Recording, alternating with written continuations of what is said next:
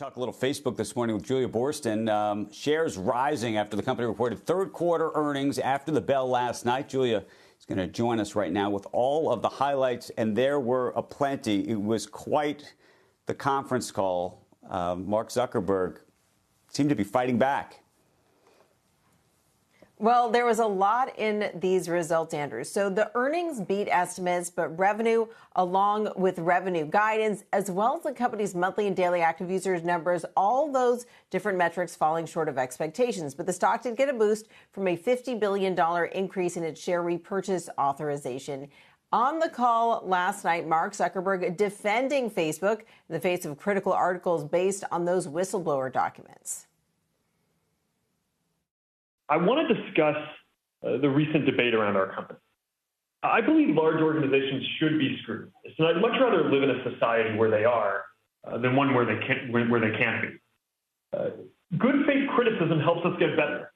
But my view is that what we are seeing is a coordinated effort to selectively use leaked documents to paint a false picture of our company.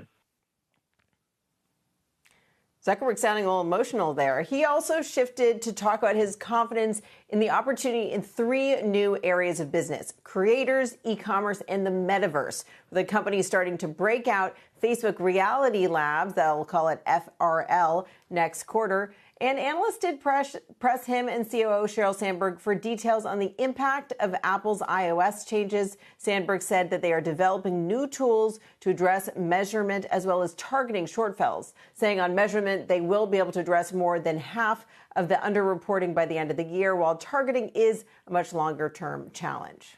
Guys, back over to you.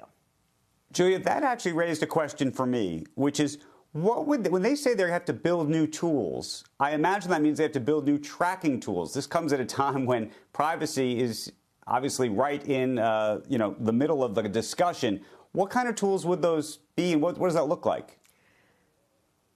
Well, Sandberg talked about this a little bit last night, but these are aggregating tools. So she said that they're doing this, with respect to privacy, and they're figuring out how to gather data about people and anonymize that data and target it that way. But what was interesting, actually, Andrew, to pull in the Frances Haugen whistleblower story, is that yesterday during Haugen's testimony before the UK Parliament, she talked about how groups are such a powerful tool. And Haugen, interestingly, talked about how groups are a powerful tool to spread misinformation and hate, but also would be a powerful tool for targeting advertising. So I think that Facebook does have a couple of levers to pull.